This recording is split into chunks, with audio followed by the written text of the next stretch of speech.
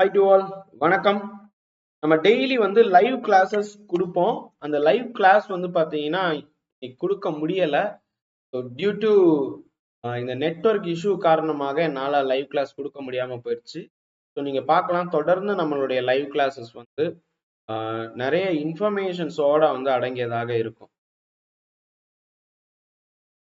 So என்னோட live class லைவான அந்த யூடியூப்குள்ளே போய் பார்த்தீங்கன்னா வந்து தொடர்ந்து லைவ் வகுப்புகள். ஓகே, ஸோ லைவ் பிளேலிஸ்ட்டுக்குள்ளே போனீங்கன்னா லைவ் அப்படின்னு இருக்கும். கேம் ஓப்பன்லேயே இருக்கு. ஓகே, லைவ் அப்படின்னு சொல்லிட்டு காமிக்கிறதுல லைவ்ல வந்து போய் பார்த்தீங்கன்னா வந்து தொடர்ந்து 17 நாட்கள் நம்ம வந்து லைவ் கொடுத்துருக்கோம்ப்பா. ஓகே, ஸோ அதாவது இந்த சீரீஸ்ல 21 days சேலஞ்சில் நம்ம வந்து லைவ் வந்து 17 கொடுத்துருக்கோம். உடால இங்க இருந்து ஸ்டார்ட் ஆகுது டே 1ல இருந்து. ஸோ ஊடால வந்து பார்த்தீங்கன்னா இந்த கான்ஸ்டிடியூஷன் டேக்காக ஃபுல் லைவ் வந்து இந்த புக்கு வந்து ஸ்க்ரோல் ஆகிற மாதிரி ஒரு லைவ் கொடுத்துருப்பேன். ஓகே, ஸோ அதில் இப்போ வந்து பார்த்தீங்கன்னா குவாலிட்டி வந்து 10th ஸ்டாண்டர்டில் நம்மளால இன்னைக்கு லைவ் கொடுக்க முடியல. ஸோ ஏன்னா நெட்வொர்க் வந்து ப்ராப்ளம் ஆச்சு. ஸோ அதனால லைவ் வந்து மிஸ் ஆயிடுச்சு. ஸோ இப்போ அந்த லைவ் ரெக்கார்டிங்கை வந்து பாருங்க. இன்னைக்கு வந்து நம்ம பார்க்க போறது துணை குடியரசுத் தலைவர். நம்ம இதுக்கு முன்னாடி வந்து பாத்தீங்கன்னா இதெல்லாம் நம்ம பார்த்துட்டோம். ஸோ குடியரசுத் தலைவர்னா யாரு, என்ன ஏது, இதெல்லாம் நம்ம வந்து பார்த்தாச்சு. ஸோ ஃபுல் டீட்டெயில் எக்ஸ்பிளனேஷன் பண்ணி நான் கொடுத்துருப்பேன். எல்லாமே இன்ச் பை இன்ச் டீடைல்ஸ் வந்து நான் கொடுத்துருப்பேன். ஸோ இப்போ வந்து வைஸ் பிரசிடென்ட்னா யாருன்னு நம்ம பார்க்கலாம். ஸோ துணை குடியரசுத் தலைவர் நம்ம ஃபர்ஸ்ட் ஸ்டார்டிங்ல ஒரு இந்த புக்ல 10th புக்லயே ஒரு மைண்ட் மேப் மாதிரி பார்த்துருப்போம், ஒரு ஃப்ளோ சார்ட்டை. அந்த ஃப்ளோ சார்ட்ல வந்து பார்த்தீங்கன்னா மத்திய அரசுடைய நிர்வாகம் என்னென்ன அப்படிங்கிறத நம்ம பார்த்துருப்போம். இப்போ மத்திய அரசு நிர்வாகம் அப்படின்னு சொல்லும் போது அதுல 2ஆம் நிலையில் இருப்பவர் தான் துணை குடியரசுத் தலைவர். ஓகேங்களா? ஸோ செகண்ட் பிளேஸ்ல வைஸ் பிரசிடென்ட் அப்படிங்கிற ஒரு கேட்டகரி.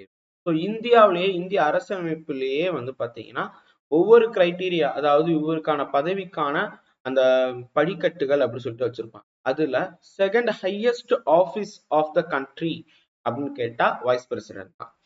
இவர் தான் குடியரசுத் தலைவருக்கு அடுத்து. ஓகேங்களா? ஸோ இவருடைய ரேங்க் வந்து குடியரசுத் தலைவருக்கு அடுத்தாப்புல இருக்கும். ஸோ இவருடைய இந்த வைஸ் பிரசிடென்ட் துணை குடியரசுத் தலைவர் என்கிறது நம்ம எந்த நாட்டுல இருந்து எடுத்திருக்கோம் அப்படின்னு கேட்டா அமெரிக்காவில இருந்து எடுத்திருக்கோம். இந்த ஆபீஸே வந்து நம்ம அமெரிக்காவில இருந்து எடுக்கப்பட்டதுதான். புரியுதா உங்களுக்கு? ரைட். ஸோ சப்போஸ் கொஸ்டின் கேட்பாங்க எந்த மாடல்னு சொல்லிட்டு. இவருடைய எலெக்ஷன் எப்படி நடக்கும், இவருக்கான தகுதிகள் என்ன அப்படிங்கறத நம்ம பார்க்கலாம். ஸோ ஃபர்ஸ்ட் வந்து பாத்தீங்கன்னா இங்க கொடுத்துருக்காங்க பாருங்க இங்கிலீஷ் புக்ல. ஸோ வைஸ் பிரசிடென்ட் அப்படின்னு சொல்லும் போது செகண்ட் ஹையஸ்ட் ஆஃபீஸ் இந்த கண்ட்ரி, நெக்ஸ்ட் டு பிரசிடென்ட், இந்த office official warrant of president. ஓகேங்களா? ஸோ அதாவது குடியரசுத் தலைவருக்கு அடுத்த நிலையில் இவர் வந்திருக்கிறார். அலுவலக முன்னுரிமையின் படி குடியரசுத் தலைவருக்கு அடுத்த தரநிலையில் இவர் உள்ளார். இது வந்து அமெரிக்க துணை குடியரசுத் தலைவர் பதவியை போலத்தான் இருக்கும். ஆனா ஒரே ஒரு விஷயம் நீங்க வித்தியாசம் தெரிஞ்சுக்கோங்க. சப்போஸ் வந்து பாத்தீங்கன்னா அமெரிக்காவுல குடியரசுத் தலைவர், அதாவது அதிபர் இல்லாம இருக்காருன்னு வச்சுக்கோங்க. அதிபர் வந்து இறந்துட்டாரு, இல்ல அதிபர் வந்து ஏதோ ஒரு காரணத்தினால போயிட்டார் பிரசிடென்ட்.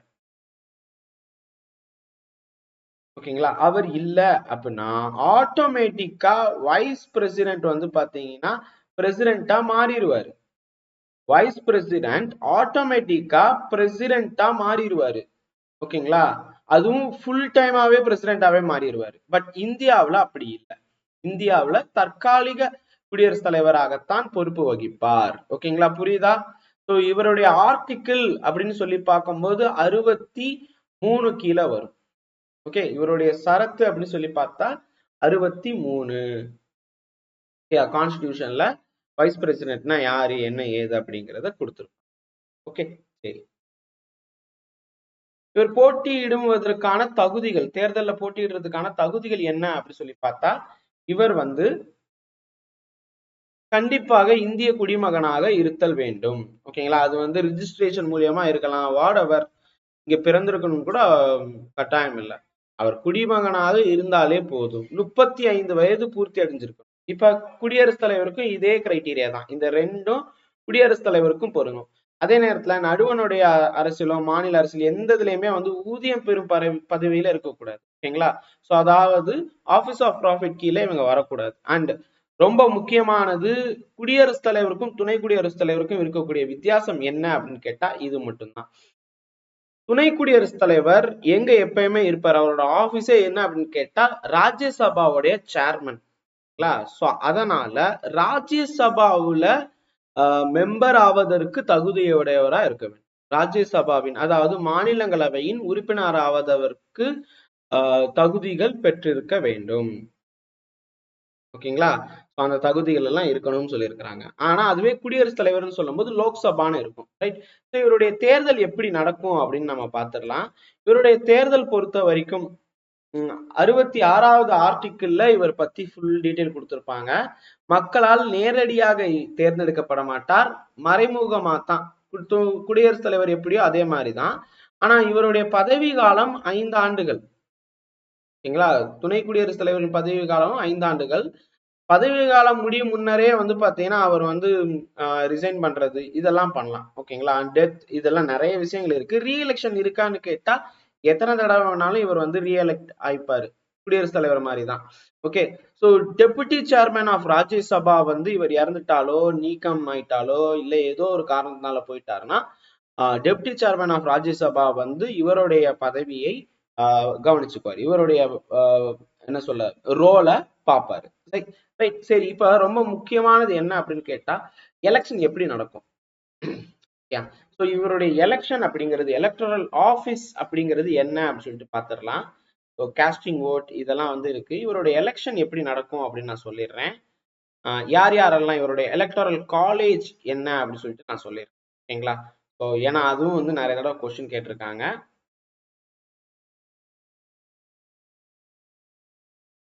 ஃபர்ஸ்ட் பாயிண்ட் குடியரசுத் தலைவர் அப்படின்னு சொல்லும் போது யார் யாரெல்லாம் இருப்பாங்க.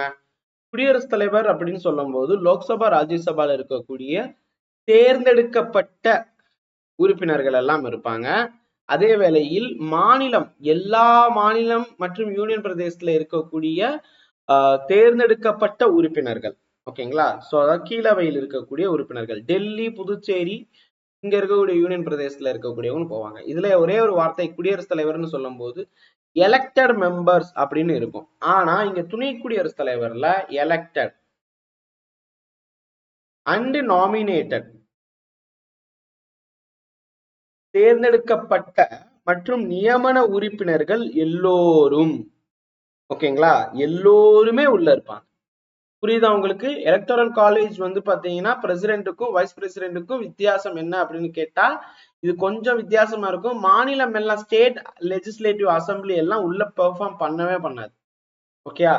ஒன்லி வந்து பாத்தீங்கன்னா லோக்சபா மற்றும் ராஜ்யசபாவில் இருக்கக்கூடிய தேர்ந்தெடுக்கப்பட்ட மற்றும் நியமன உறுப்பினர்கள் எல்லோருமே வந்து பாத்தீங்கன்னா துணை குடியரசுத் தலைவருக்கு ஓட் போடுவாங்க. ரைட். ஸோ இது இந்த டிஃபரன்ஸ் வந்து அம்பேத்கர் அவர்களே சொல்லியிருப்பாரு, ஏன் வந்து இப்படி ரெண்டு வித்தியாசமா இருக்கு அப்படின்னு சொல்லிட்டு.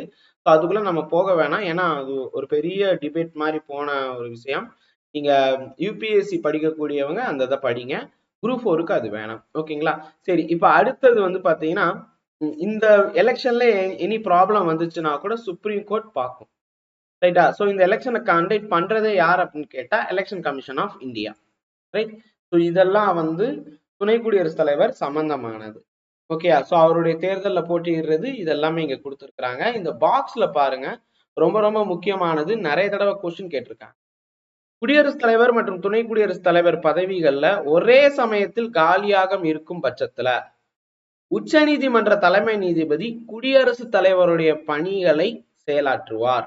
இப்படி நடந்திருக்கா அப்படின்னு கேட்டா நடந்திருக்கு. ஏன்னா குடியரசுத் தலைவர் இப்ப பிரசிடென்ட் வந்து போயிட்டாருன்னா வைஸ் பிரசிடென்ட் பிரசிடென்டோடைய ஒர்க்கை பார்ப்பாரு. கரெக்டா. வைஸ் பிரசிடென்ட் பிரசிடென்டோடைய ஒர்க்கை பார்ப்பாரு. இப்ப அதுவே வந்து பாத்தீங்கன்னா வைஸ் பிரசிடென்ட் அப்ப அந்த டயத்துல உங்களுக்கு ஒரு கேள்வி வரும், பிரசிடென்ட் இறந்துட்டாரு இல்ல பிரசிடென்ட் பதவி காலியா இருக்குன்னா துணை குடியரசுத் தலைவர் வேலையை பார்ப்பாரு. அப்ப துணை குடியரசுத் தலைவருடைய ஒர்க்கை யாரு பாப்பா அப்படின்னு கேட்டா அந்த டயத்துல வந்து டெபுட்டி சேர்மன் அப்படின்னு ஆஃப் ராஜ்யசபா. ஓகேங்களா. அதாவது ராஜ்யசபாவுடைய துணைத் தலைவர்னு ஒருத்தர் இருப்பாரு. அவர் வந்து பாத்தீங்கன்னா துணை குடியரசுத் தலைவருடைய ஒர்க்கு. குறிப்பா வந்து ராஜ்யசபாவுடைய சேர்மனா இருப்பாங்க. துணை குடியரசுத் தலைவர் என்ற பதவி காலியாக இருக்கும். ஆனால் ராஜ்யசபா சேர்மன் ஒர்க்கை யார் பார்ப்பாங்க அப்படின்னு கேட்டா டெப்டி சேர்மன் பார்ப்பாரு. ஸோ இந்த வேலையில இப்ப என்ன சொல்ல வர்றாங்க, குடியரசுத் தலைவர் இறந்துட்டாரு. ஓகேயா? ஸோ குடியரசுத் தலைவர் இறந்துட்டாரு. வைஸ் பிரசிடென்ட்டும் என்ன பண்ணிட்டாருன்னா அவரும் வந்து பாத்தீங்கன்னா ரிமூவ் பண்ணி போயிட்டாரு, ரிசைன் பண்ணி போயிட்டாரு.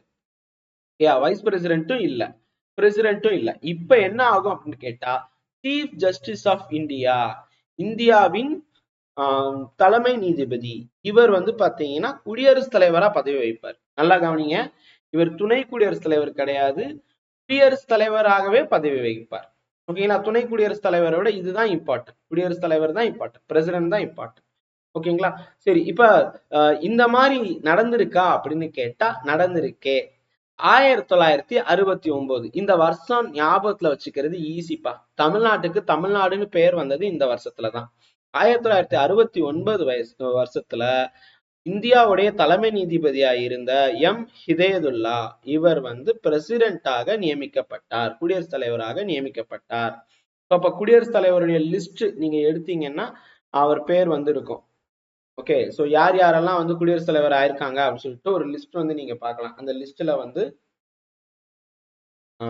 லிஸ்ட்ல வந்து பாத்தீங்கன்னா ஹிதயதுல்லாவுடைய பெயர் இடம்பெற்றிருக்கும். ஓகேங்களா? ஸோ உங்களுக்கு கன்ஃபியூஷன் இல்லைல்ல, இது வரைக்கும் கன்ஃபியூஷன் இருக்காதுன்னு நினைக்கிறேன். ஓகே, வைஸ் பிரசிடென்ட்க்கும் வந்து அதே மாதிரி தான். ஓகே, ஒரு சில விஷயங்கள் வந்து இருக்கு. ஓகே, நான் உங்களுக்கு வந்து கொஞ்சம் கொஞ்சமா சொல்றேன், நீங்க கவனிச்சுட்டு வாங்க. ஓகே, சரி. இப்போ நெக்ஸ்ட் வந்து பாத்தீங்கன்னா துணை குடியரசுத் தலைவர்ல நம்ம பார்க்க வேண்டியது எப்படி இவரை ரிமூவ் பண்ணுவாங்க, எவ்வாறு வந்து பாத்தீங்கன்னா இவரை பதவி நீக்கம் செய்வார்கள். அதாவது ஒருத்தர் வந்து ரிமூவ் ஆறாரு, ரிசைன் பண்றாருன்னா அவர் வந்து பாத்தீங்கன்னா எனக்கு இந்த ஜாப் வந்து எனக்கு பிடிக்கல அப்படின்னு சொல்லிட்டு வைஸ் பிரசிடென்ட் கிட்ட ரிசிக்னேஷன் லெட்டர் கொடுப்பாரு, பிரசிடென்ட் வைஸ் பிரசிடென்ட் கிட்ட ரெசிக்னேஷன் லெட்டர் கொடுப்பாரு. ஓகேங்களா? ஸோ ரெண்டு பேரையுமே சீஃப் ஜஸ்டிஸ் ஆஃப் இந்தியா வந்து பதவி பிரமாணம் செய்து வைப்பார். அதே சமயத்தில் வந்து பாத்தீங்கன்னா அதாவது ரெண்டு பேரையும் இல்ல, பிரசிடென்ட்டை சீஃப் ஜஸ்டிஸ் ஆஃப் இந்தியா பதவி பிரமாணம் செய்து வைப்பார். ஓகேங்களா? ஸோ இப்ப துணை குடியரசுத் தலைவருடைய பதவி நீக்கம் எப்படி நடக்கும்னா இவரோட ஒர்க்கே வந்து பாத்தீங்கன்னா ராஜ்யசபா. ஓகேங்களா? ஸோ ராஜ்யசபாவில தான் இப்ப கவுன்சில் ஆஃப் ஸ்டேட் நீங்க கொடுத்துருக்காங்கல்ல, ஸோ அப்படின்னா என்ன அர்த்தம் அப்படின்னு கேட்டா மேலவை. ஓகேங்களா? ஸோ மேலவையில, ஓகே, ஸோ அப்ப மேலவையில தான் இவருடைய ஒர்க்கே வந்து இருக்கும். மேலவை இல்லைன்னா மாநிலங்களவை. அப்போ ஒரு சின்னதா ஒரு தீர்மானம் வந்து பாத்தீங்கன்னா மாநிலங்களவையில கொண்டு வருவாங்க, மக்களவையுடைய ஒப்புதலோட. ஓகேங்களா? ஸோ இங்க கொடுத்துருக்காங்க பாருங்க, இங்கிலீஷ்ல பாருங்க. The vice president may be removed from his office by resolution of Council of States, okay, passed by majority of all the then member of council and agreed by the house of the people. இங்க people அப்படின்னு வந்துருச்சுன்னா அது வந்து மக்களால் தேர்ந்தெடுக்கப்பட்ட அவை. ஓகேங்களா? மக்களவை. கவுன்சில் ஆஃப் ஸ்டேட் அப்படின்னா என்ன அர்த்தம்னா மாநிலங்களவை. ஓகேங்களா? சோ அதுதான் வந்து ஆங்கிலத்தில் தெளிவா கொடுத்துருக்காங்க பாருங்க. துணை குடியரசுத் தலைவர் ஒரு சின்ன தீர்மானம் மூலியமா அவர் வந்து ரிமூவ் செய்யப்படுவார். வந்து மாநிலங்களவையில் அந்த தீர்மானம் வந்து மெஜாரிட்டியில கொண்டு வந்து அத வந்து பாத்தீங்கன்னா மக்களவையில ஒப்புதல் கொடுக்கணும். ஓகேங்களா? சோ அதான் இங்க வந்து தமிழ்ல என்ன கொடுத்திருக்கிறாங்க, மக்களவையின் ஒப்புதலுடன், மக்களவையுடைய ஒப்புதலோட மாநிலங்களவையின் ஒரு தீர்மானம் மூலம் துணை குடியரசுத் தலைவர் பதவியிலிருந்து நீக்கம் செய்யலாம். இந்த தீர்மானம் கொண்டு வர்றதுக்கு 14 நாட்களுக்கு முன்னாடி அவர்கிட்ட வந்து இப்படி உங்களுக்கு எதிராகவே ஒரு பஞ்சாயத்து வைக்கிறோம் அப்படின்னு சொல்லிட்டு அவர்கிட்ட நம்ம சொல்லணும். துணை குடியரசுத் தலைவர்கிட்ட நம்ம அதாவது தெரிவிப்பாங்க. நம்ம சொல்லணும்னா நம்ம கிடையாது, பார்லிமெண்ட் வந்து பாத்தீங்கன்னா சொல்லும். ஓகே, சோ இவருடைய பதவி ஏத்து வைக்கிறது, ஓகே, அது யாரு அப்படின்னு சொல்லி பார்த்தா இவர் வந்து பாத்தீங்கன்னா துணை குடியரசுத் தலைவராக இப்படி நான் வந்து பதவி ஏத்துக்கிறேன், அதுவும் கான்ஸ்டிடியூஷனுக்கு நேர்மையாக முறையில் நான் பதவி ஏத்துக்கிறேன் அப்படின்னு சொல்லி. ஓகே, ரெண்டு கண்டிஷன் இருக்கு இவருடைய இதுல. ஸோ கண்டிப்பாக ஆஃபீஸ் ஆஃப் ப்ராஃபிட் அந்த பதவியில் இருக்கவே கூடாது, பலன் தரும் பதவியில் அமரக்கூடாது. அதே நேரத்துல வந்து பாத்தீங்கன்னா பார்லிமெண்ட்லயோ ஸ்டேட் லெஜிஸ்லேச்சர்லயோ எந்த ஒரு இடத்துல ஒரு டிபார்ட்மெண்ட்லயோ எங்கேயுமே வந்து மெம்பராக இருக்கவே கூடாது. இவருடைய பதவி காலம் 5 வருஷம் நம்ம ஏற்கனவே பார்த்துட்டோம். ரிசிக்னேஷன் மூலியமா இவர் எப்ப வேணாலும் பிரசிடென்ட் கிட்ட ரிசைன் லெட்டர் கொடுத்து ரிமூவ் ஆயிக்கலாம். ஓகேங்களா. இம்பீச்மெண்ட் வந்து பாத்தீங்கன்னா ஒரு ஃபார்மல் ரெசல்யூஷன் மூலியமா இம்பீச் பண்ணிடுவாங்க. அதுவும் ராஜ்யசபால கொடுத்து அது லோக்சபா அக்ரி பண்ணி வரும். ஓகேங்களா. பட் ஆனா அட்வான்ஸா வந்து பாத்தீங்கன்னா ஒரு 14 days அட்வான்ஸ் நோட்டீஸ் அவர்கிட்ட கொடுக்கணும். ஓகேங்களா. எந்த காரணத்தினாலும் நாங்க உங்களை ரிமூவ் பண்றோம் அப்படின்னு சொல்லி. ஓகே. ஸோ அது வந்து 5 வருஷத்துக்கு முன்னாடியே இவர் வந்து அந்த மாதிரி ரிமூவ் ஆறாருன்னா அந்த 14 நாள் இது கொடுக்கணும். அதுவே வந்து பாத்தீங்கன்னா ரீஎலெக்ஷனுக்கு இவருக்கு இது இருக்கா அப்படின்னு கேட்டா எத்தனை தடவை வேணாலும் இவர் வரலாம். ஓகேங்களா. சரி, வேகன்சி எப்படி எல்லாம் ஆகும், இவருடைய அந்த ஆபீஸ் வந்து காலி ஆறுது எப்படி அப்படின்னு கேட்டா 5 வருஷம் முடிஞ்சிச்சுன்னா காலி ஆயிரும். அதே மாதிரி வந்து இறந்தால் காலி ஆயிரும், ரிசிக்னேஷன் பண்ணா காலி ஆயிரும். ஓகே. அப்புறம் இம்பீச்மெண்ட் மூலியமா ரிமூவ் பண்ணா காலி ஆகும். இந்த 4 விதத்துல தான் காலி ஆகும். ஓகேங்களா. இந்த 4 விதம் தான் கொடுத்துருக்குறாங்க. அதே நேரத்துல இன்னொரு சில இப்ப அவரோட எலெக்ஷன் வந்து பாத்தீங்கன்னா வேலிட் இல்லைன்னு சுப்ரீம் கோர்ட் சொன்னாலும் காலி ஆயிரும். தவறான முறையில் தேர்ந்தெடுக்கப்பட்டுள்ளார் அப்படின்னு சொல்லிட்டு சுப்ரீம் கோர்ட் சொன்னா காலியாயிரும். ஓகேங்களா. அண்ட் இவருடைய பவர்ஸ் என்ன அப்படின்னு கேட்டா இவருடைய முக்கியமான ஒர்க்கே வந்து பிரசிடென்ட் இல்லாத நேரத்துல பிரசிடென்ட் ஆக்ட் ஆவாரு. ஓகே. Rare phenomena. அதே நேரத்துல வந்து பாத்தீங்கன்னா ex officio chairman of Rajya Sabha, ராஜ்யசபாவுடைய இவர் வந்து பாத்தீங்கன்னா ஒரு தேர்ந்தெடுக்கப்பட்ட உறுப்பினர் கிடையாது, ஆனா தலைவர். இவர் உறுப்பினரே இல்லை. ஓகேங்களா. இவர் வந்து பாத்தீங்கன்னா மாநிலங்களவையின் நடவடிக்கைகள் எல்லாம் பார்ப்பாரு. இவர் வந்து மாநிலங்களவையுடைய தலைவராக இருப்பார். ஆனால் இவர் தேர்ந்தெடுக்கப்பட்டவர் கிடையாது. இவர் வந்து ஒரு துணை குடியரசுத் தலைவர். ஓகே. அதான் இந்த வார்த்தை எக்ஸ் இங்கிலீஷ்ல கொடுத்துருக்காங்களா, எக்ஸ் அபிஷியோ சேர்மன் அப்படின்னு இங்கிலீஷ்ல கொடுத்து. அப்படின்னா என்ன அர்த்தம் அப்படின்னு கேட்டா இவர் வந்து ஒரு அபிஷியல் உறுப்பினர் இல்லைன்னு சொல்ல வர்றாங்க. பட் இவர் தான் தலைவர். ஓகேயா. ஸோ குழப்பமா இருக்கும். ஆரம்பத்துல ஒரு மாதிரியா இருக்கும், என்ன உறுப்பினர் இல்ல அப்புறம் எப்படி தலைவர் ஆவார்னு கேட்டா அதுதான் ஃபேக்ட். ஓகேங்களா. ஸோ இவர் வந்து வைஸ் பிரசிடண்டா இருந்துக்கிட்டு மாநிலங்களவைய ஃபுல் அண்ட் ஃபுல் நடவடிக்கை எல்லாத்தையும் பார்ப்பாரு. மாநிலங்களவையுடைய மாண்பை வந்து பாத்தீங்கன்னா பாதுகாக்கிறது இவர் தான். ஸோ மாநிலங்களவையின் மரபு ஒழுங்குமுறை இதெல்லாம் இவர் தான் வந்து தீர்மானிப்பார். மாநிலங்களவையின் தீர்மானம் அல்லது கேள்விகளை ஒரு ஸ்பீக்கர் எப்படி பண்ணுவாரோ லோக்சபால அந்த ஒர்க் எல்லாமே அவர் பண்ணுவார். மிகப்பெரிய பிரச்சனையின் போது அவை நடவடிக்கைகளை அவர் ஒத்தி வைக்கவும் முடிவுக்கு கொண்டு வரவும் அவருக்கு வந்து எல்லா இதுவுமே வந்து பாத்தீங்கன்னா இருக்கு. அதே நேரத்துல குடியரசுத் தலைவர் உடல்நிலை குறைவால் தனது கடமை ஆற்ற இயலாத போது அல்லது நாட்டில் இல்லாத போதும், நாட்டுல அவர் இல்லப்பா அவர் 10 நாள் வேற எங்கேயோ போயிருக்காரு, டூர் போயிருக்காரு, இல்லைன்னா வந்து ஏதோ ஒரு முக்கியமான ஒரு ஹாஸ்பிட்டலுக்காக ட்ரீட்மெண்ட்காக வெளிநாடுக்கு போயிருக்காரு, அப்படிங்கிற இடத்துல துணை குடியரசுத் தலைவராக பதவிகளில் இருப்பார். அதிகபட்சமா 6 மாசம் தான் அவரால் இருக்க முடியும், இல்லைன்னா அவரால் கண்டினியூ பண்ண முடியாது. சரி, அவரால் வந்து குடியரசுத் தலைவர் தேர்தலில் போட்டியிடலாமா? ஒரு துணை குடியரசுத் தலைவர் தேர்தலில் போட்டியிட முடியுமா அப்படின்னு கேட்டா தாராளமா முடியுமே. ஓகேங்களா. அதே மாதிரி காஸ்டிங் ஓட்னு ஒண்ணு கொடுத்திருப்பாங்க. இதனுடைய ஆர்டிக்கிள் ரொம்ப ரொம்ப முக்கியம்ப்பா. ஆர்டிக்கிள் 100. ஆர்டிக்கிள் 100 இதன்படி இவர் வந்து மெம்பரே கிடையாது இல்ல, அந்த மாநிலங்களுடைய உறுப்பினரே இல்ல. அப்புறம் எப்படி ஓட்டு போட முடியும் அப்படின்னு கேட்டா ஒரே ஒரு டயத்துல ஓட்டு போட முடியும். எப்படி ஸ்பீக்கர் பண்ணுவாரோ அதே மாதிரிதான். ஒரு குறிப்பிட்ட ஒரு மசோதா வருதுன்னு வச்சுக்கோங்க, கொடுத்திருப்பாங்க. சட்ட மசோதாவின் ஒப்புதலுக்கு ஒரு வாக்கு இருந்தா போதும் அப்படிங்கிற நிலைமை.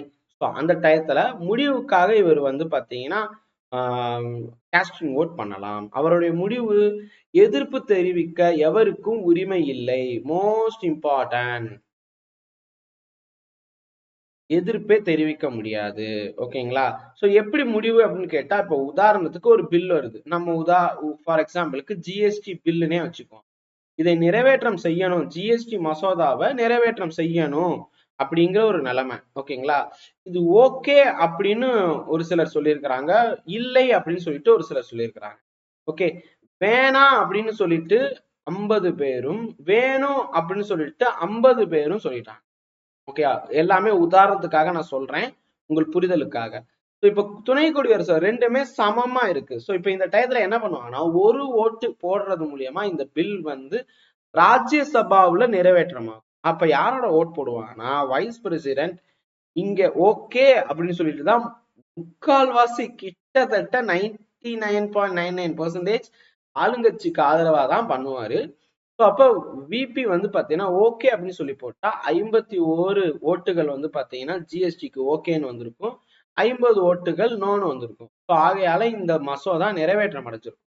ஓகே, சோ சப்போஸ் இல்லாத பட்சத்துல வைஸ் பிரசிடென்ட் வந்து இல்லப்பா இந்த பில் எனக்கு சரியில்லை ரேரன் ரேரன் ரேரன் ரேரன் ரேரன் நம்பினா இப்படி நடந்ததே கிடையாது. பட் இருந்தாலும் சொல்ல வர்றேன், சொல்ல போனா வாய்ப்பே இல்லை. பட் ஆனா வந்து ஒரு இதுக்காக இங்க வந்து ஓட் போடுறாருன்னு வச்சுக்கோங்க, வேணாம்னு சொல்லிட்டு.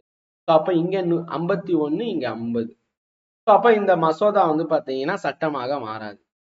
ஓகே, இப்படி ரிஜெக்ட் ஆகுதுன்னு வச்சுக்கோங்க, அப்புறம் லோக்சபா என்ன பண்ணும் அப்படின்னு சொல்லிட்டு நான் வந்து வேற சில வகுப்புல நான் சொல்றேன். ரிஜெக்ட் ஆச்சுன்னா, ஒரு மசோதா ரிஜெக்ட் ஆச்சுன்னா என்ன பண்ணுவாங்க, அது மணி பில்லாக இல்லாத பட்சத்தில் கண்டிப்பாக ஜாயிண்ட் சிட்டிங்ஸ்குள்ள போவாங்க.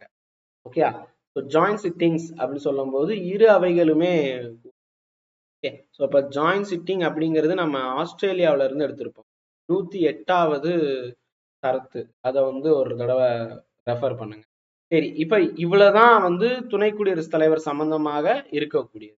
ஓகேயா, மேலும் வந்து இவருடைய பவர் ஃபங்க்ஷன்ஸ் இதெல்லாம் வந்து பாத்தீங்கன்னா நான் ஆல்ரெடி ஒரு சில இடத்துல சொல்லியிருக்கேன். இவருடைய சம்பளம் வந்து பாத்தீங்கன்னா ஒரு 4 லட்சம் ரூபாய்ப்பா. இவருடைய சேலரி 4 லட்சம் ரூபாய். இவர் ரிட்டையர் ஆனதுக்கு அப்புறம், அதாவது 5 வருஷம் கழிச்சும் வந்து பாத்தீங்கன்னா இவருக்கு வந்து 50% வந்து பாத்தீங்கன்னா அவர் கடைசியா வாங்கின சேலரியில இருந்து 50% பென்ஷன் வந்து பாத்தீங்கன்னா இருக்கும். ஓகே, ஸோ இப்ப போன துணை குடியரசுத் தலைவருக்கு இப்ப 2 லட்சம் ரூபாய் பக்கத்துல பென்ஷன் வந்துகிட்டு இருக்கும். ஸோ பிளஸ் இதை தாண்டி வந்து பாத்தீங்கன்னா டிராவலிங் அலவன்ஸ், மெடிக்கல் அலவன்ஸ், இப்படி நிறைய வந்து பாத்தீங்கன்னா ஃப்ரீ இருக்குப்பா. இவருக்கு வந்து இவர் ஒரு தடவை துணை குடியரசுத் தலைவர் ஆயிட்டாருன்னா, துணை குடியரசுத் தலைவர், குடியரசுத் தலைவர், ஒரு எம்பி இந்த மாதிரி ஒரு லிஸ்ட்ல வந்துட்டாங்கன்னா பென்ஷனோட சேர்ந்து ஒரு வீடும் வந்து பாத்தீங்கன்னா எப்பயுமே கிடைக்கும். மினிஸ்டர் ஆயிட்டாங்கனாலும் அதெல்லாம் இருக்கு. ரைட், ஸோ ஃபார் எக்ஸாம்பிளுக்கு இந்த துணை குடியரசுத் தலைவர் சொல்லும் போது டெய்லி அலவன்ஸ் இருக்கு, ஃப்ரீ ஃபர்னிஷ்டு ரெசிடென்ட் இருக்கும், medical travel and other facilities எல்லாமே இருக்கு. வெளிநாட்டுல போய் அவர் வந்து பாத்தீங்கன்னா ட்ரீட்மெண்ட் எல்லாம் எடுத்துக்கலாம். ஓகே, அதே மாதிரி இன்னொரு முக்கியமானது நான் சொன்னேன், அமெரிக்க துணை குடியரசுத் தலைவருக்கும் இந்திய துணை குடியரசுத் தலைவருக்கும் ஒரே ஒரு வித்தியாசம் தான் இருக்கு. என்ன அப்படின்னு கேட்டா, அமெரிக்க துணை குடியரசுத் தலைவர் ஆட்டோமேட்டிக்கா வந்து ஒரு அமெரிக்க அதிபர் இறந்துட்டாருன்னா அவரே அதிபரா மாறிடுவார் மீதி இருக்கக்கூடிய காலம் முழுவதும். உதாரணத்துக்கு இப்ப ஒரு ஒரு துணை குடியரசுத் தலைவர் அங்கெல்லாம் பாத்தீங்கன்னா 4 வருஷம் தான். அமெரிக்கா பொறுத்த வரைக்கும் 4 வருடம். ஓகேங்களா, இப்ப இந்த 4 வருஷம் வந்து பாத்தீங்கன்னா டொனால்ட் ட்ரம்ப் இருக்காரு.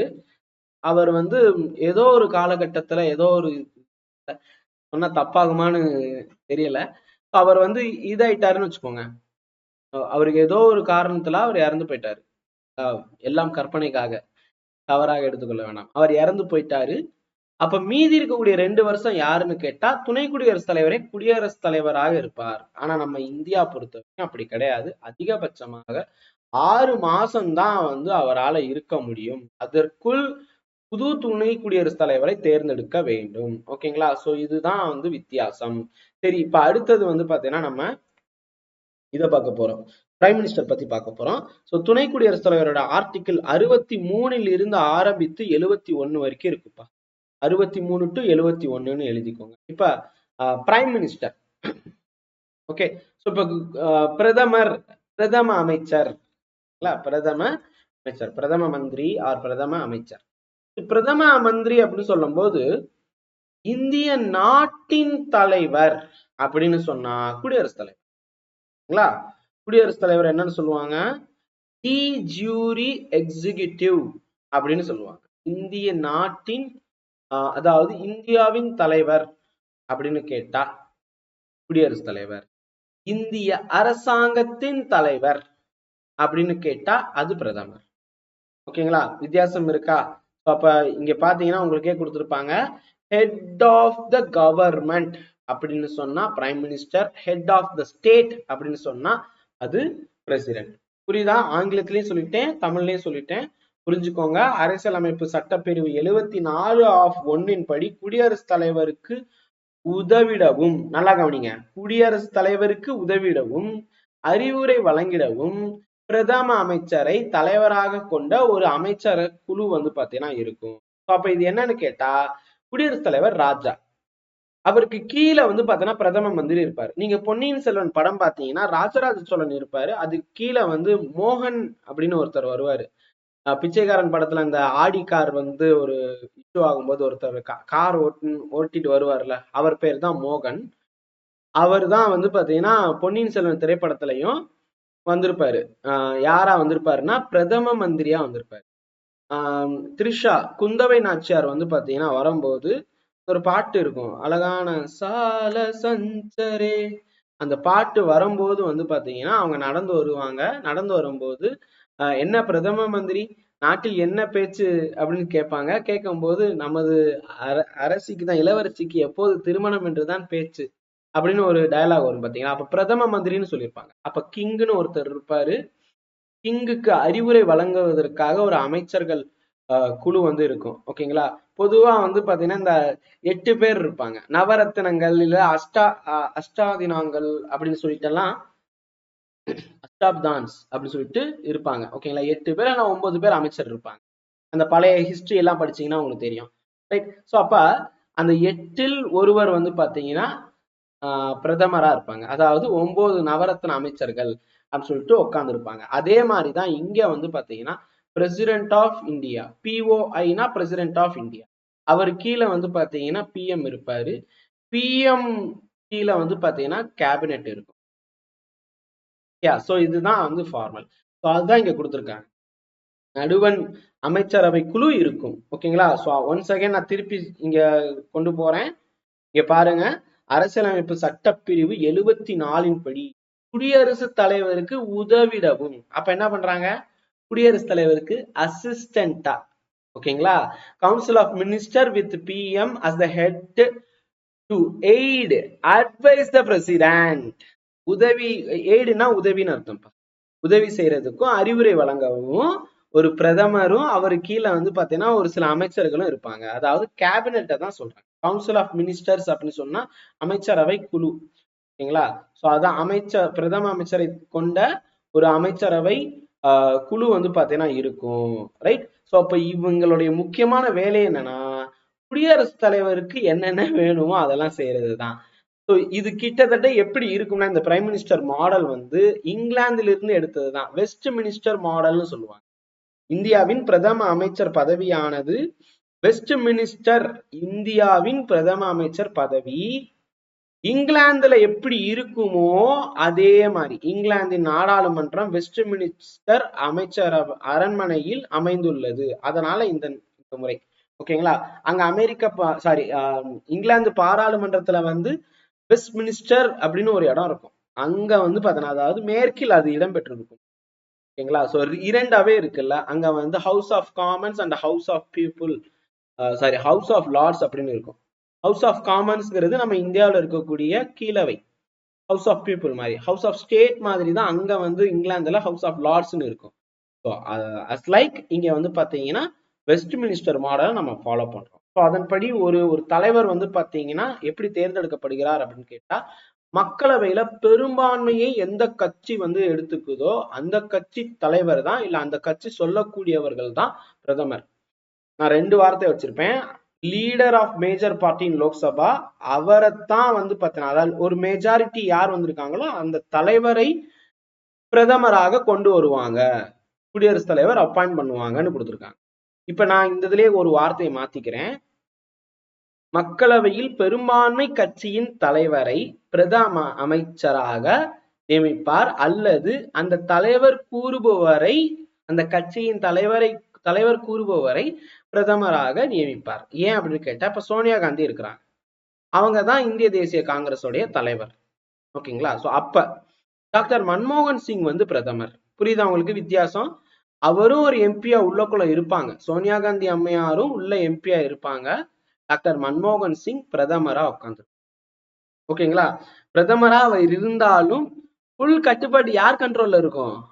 கட்சி தலைவர் கண்ட்ரோல்ல தான் இருக்கும். ஏன்னா கட்சி தாவல் தடை சட்டம் இப்படி நிறைய விஷயங்கள் இருக்கு. உறுப்பினரா இருக்கிறத அந்த கட்சி வந்து உறுப்பினர்ல இருந்து நீக்கிட்டாங்கன்னா ஆட்டோமேட்டிக்கா பதவியும் போயிடும். ஓகேங்களா? சோ அதனாலேயே கட்சி தலைவர் சொல்லக்கூடியத அந்த உறுப்பினர் கேட்டாகணும். ஓகேங்களா? புரியுதா உங்களுக்கு? உங்களுக்கு லிங்க் வந்து கிடைக்குதா? ரைட். அப்ப ஜவஹர்லால் நேரு தான் இந்தியாவின் முதல் பிரதமர். ஓகேயா? சோ அப்ப இந்த இடத்துல அந்த ஆப்ஷன்ல எப்படி கொடுத்தாலும் நீங்க வந்து பார்த்து அடிக்கணும். ஓகேயா? சோ மெஜாரிட்டி பார்ட்டியோடைய தலைவரே வந்தாலும் இல்ல தலைவர் சொல்றவரு பிரதமராக உள்ள வருவாரு. ஓகே, சரி. இப்ப இங்க பாருங்க, இதுல சில விஷயங்கள் கொடுத்துருக்காங்க, ரொம்ப முக்கியம். இப்போ மெஜாரிட்டி வந்து இருக்குல்ல, மெஜாரிட்டி இருக்கிற வரைக்கும் தான் அவங்க அந்த அரசு வந்து நீடிக்கும். மெஜாரிட்டி போயிருச்சுன்னா அவ்வளவுதான். ஓகேயா?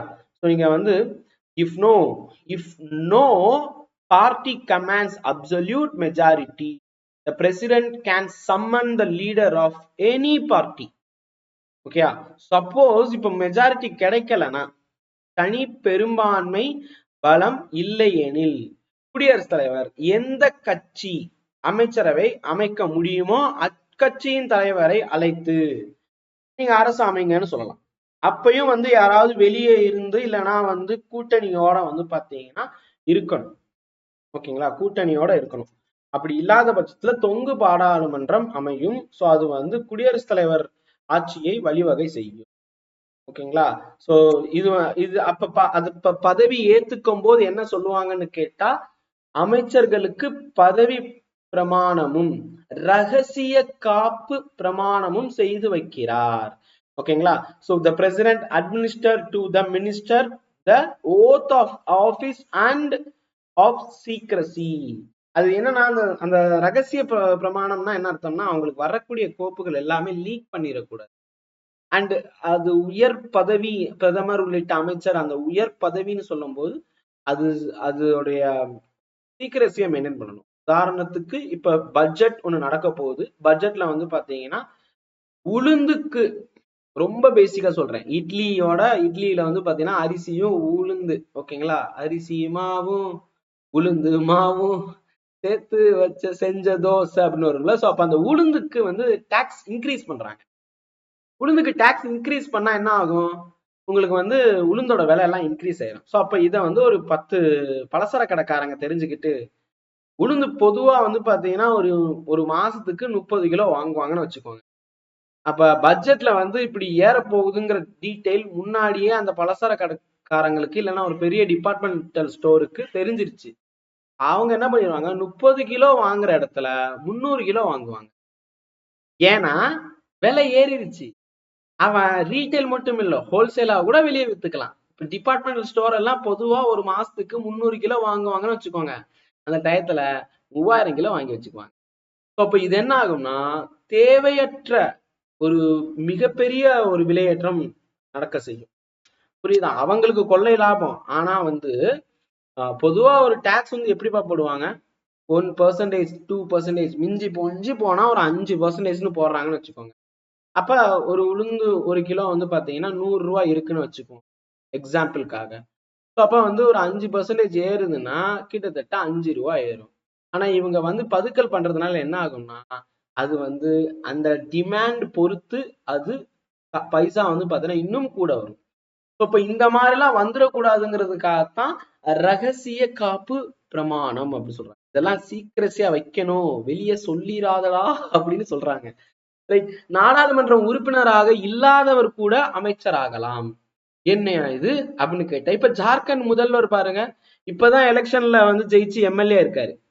இன்னைக்கு நியூஸ், கரண்ட் நியூஸ் 9/12/2024, இன்னைக்கு நீங்க வந்து நியூஸ் பேப்பர் நியூஸ் சேனல் எடுத்து ஓபன் பண்ணீங்கன்னா வந்திருக்கும், ஜார்க்கண்ட் முதல்வர் வந்து எம்எல்ஏ ஆயிட்டாரு அப்படின்னு சொல்லிட்டு. இது எங்க வீட்டுல பார்த்த உடனே, என்னது எம்எல்ஏவா?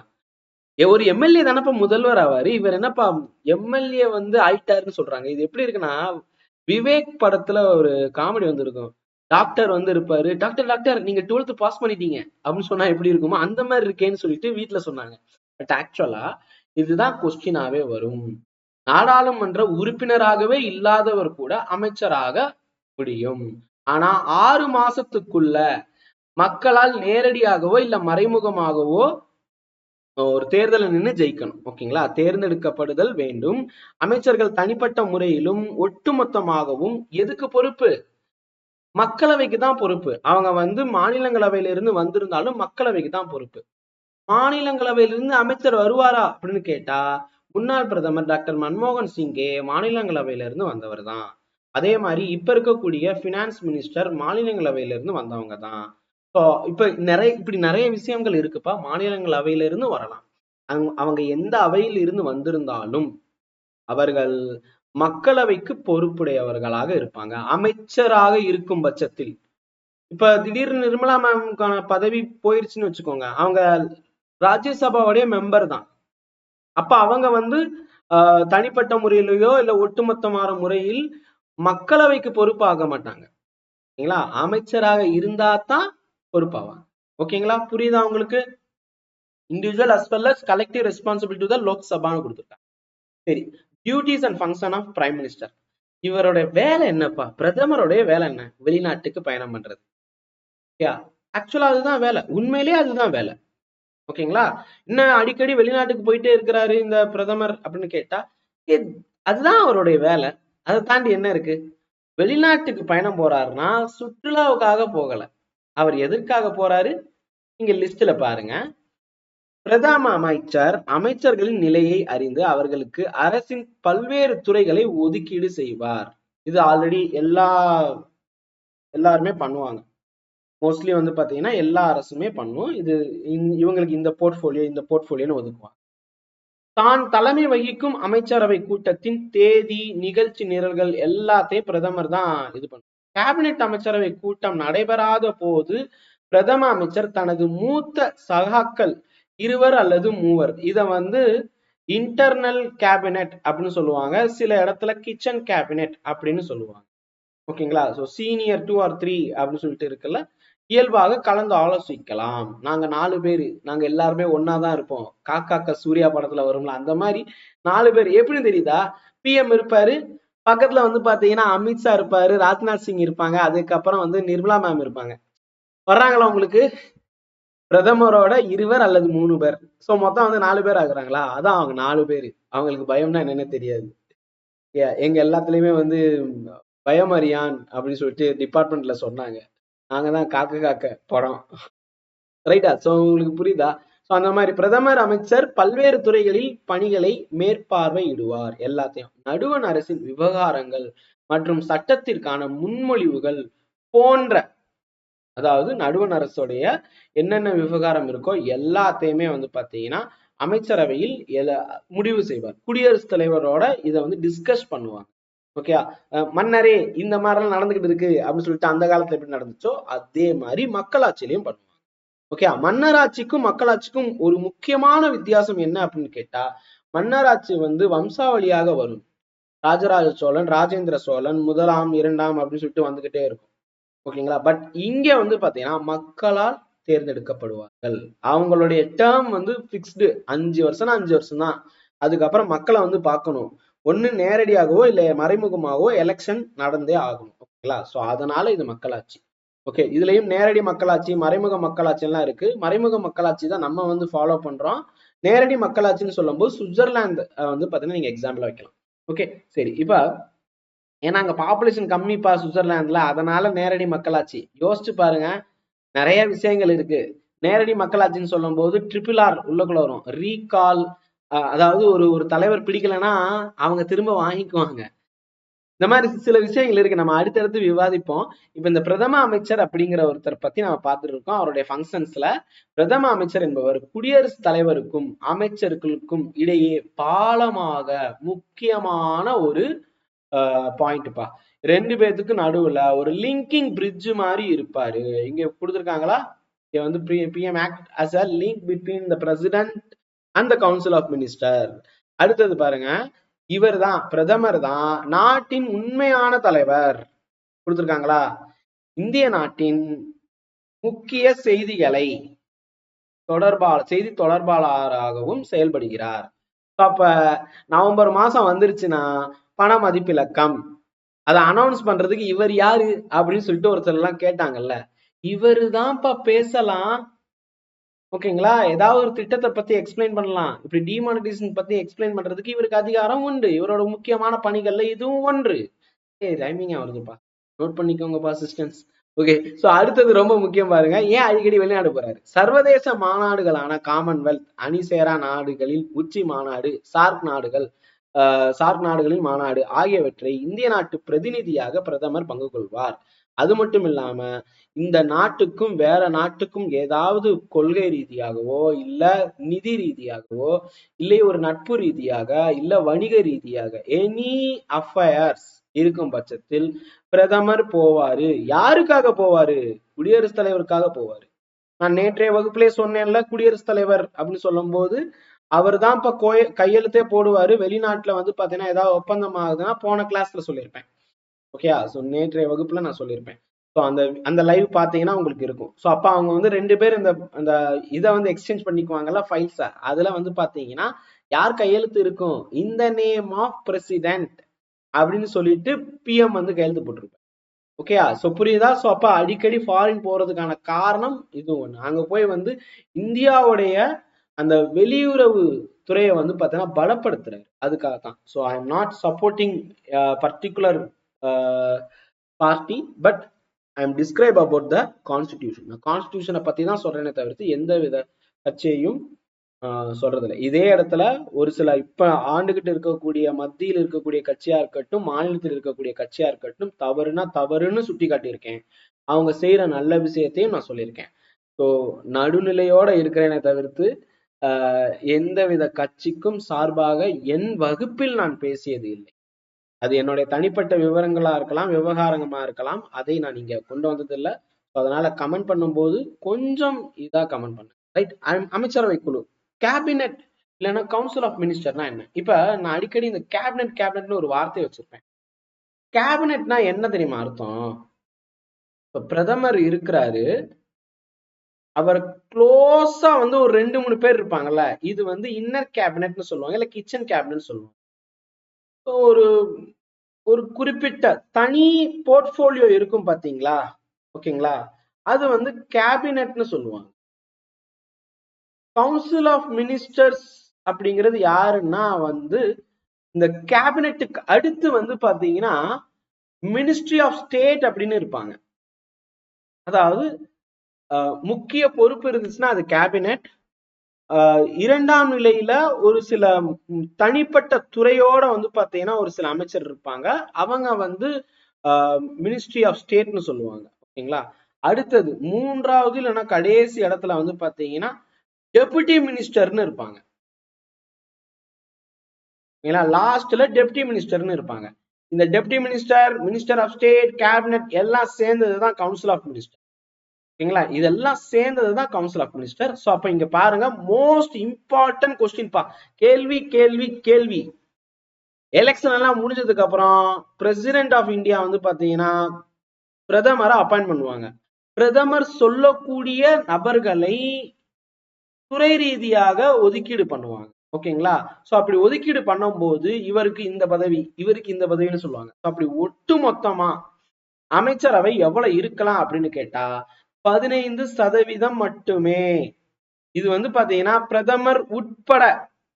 ஓகேங்களா? சோ அப்ப மொத்தம் எத்தனை உறுப்பினர்கள் இருக்காங்க? 543 உறுப்பினர்கள் இருக்கிறாங்க. இதுல 10%னா 54.3. இந்த இத வந்து எடுத்துருவோம். ஓகேங்களா? 54.3 அப்படிங்கிறத மைண்ட்ல வச்சுக்கோங்க. அடுத்தது வந்து பாத்தீங்கன்னா உங்களுக்கு 5%. சோ அப்ப 5%, 54ல பாதின்னு சொல்லும் போது என்ன வருது? இப்ப 50னா வந்து 25, 4னா 2. சோ அப்ப 27 வருமா? 27. ஓகேங்களா? சோ அப்ப 27ன்னு சொல்லும் போது நல்லா பாருங்க, 27.1 வரும். ஓகேங்களா? சோ இங்க வந்து பாத்தீங்கன்னா 11, 6, 7, 8, 81 இல்லைன்னா 82. புரியுதா உங்களுக்கு? மொத்தம் எத்தனை டோட்டல் நம்பர் ஆஃப் மினிஸ்டர்ஸ் அப்படின்னு சொல்லிட்டு போட்டா என்ன வரும், என்ன நம்பர் வரும்னு பார்த்தோம். ஓகே, சென்ட்ரல் கவர்மெண்ட்ல எத்தனை மினிஸ்டர்ஸ் இருக்கிறாங்க அப்படின்னு சொல்லிட்டு கேட்பாங்க. ஓகேங்களா? ஸோ அப்ப ஒரு ஒரு நம்பர் உங்களுக்கு வரும். அந்த நம்பர் வந்து பாத்தீங்கன்னா 15%. ஓகே, ஸோ ஆக்சுவலா வந்து இதுல எவ்வளோ அப்படின்னு சொல்லிட்டு பாத்துக்கோங்க. கால்குலேட்டர் இருந்துச்சுன்னா கால்குலேட்டர் யூஸ் பண்ணுங்க. கால்குலேட்டர்ல வந்து 543 டிவைடட் பை 15%, 15% அப்படின்னு போடுங்க. எவ்வளவு வருதுன்னு பாருங்க. 543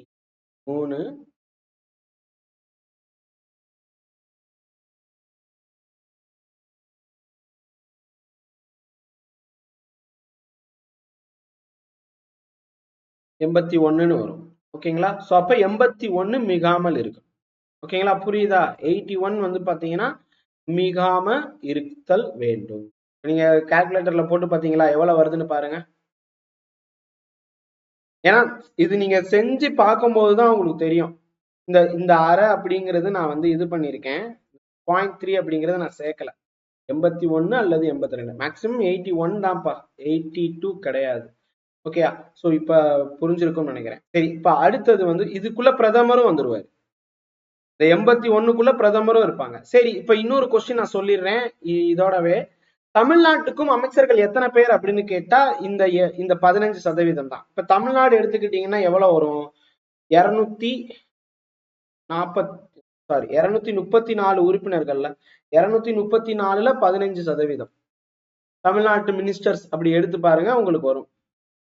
ஓகே, ஏன்னா எத்தனை தொகுதிகள் இருக்கு அப்படின்னு சொல்லி பார்க்கணும். அத்தனை தொகுதிகள்ல வந்து பாத்தீங்கன்னா நீங்க 15ஆல நீங்க 15%தால நீங்க இது பண்ணி பாத்தீங்கன்னா கிடைக்கும். ஒரு 35 பேர் பக்கத்துல இருக்கும். 35 வரும்.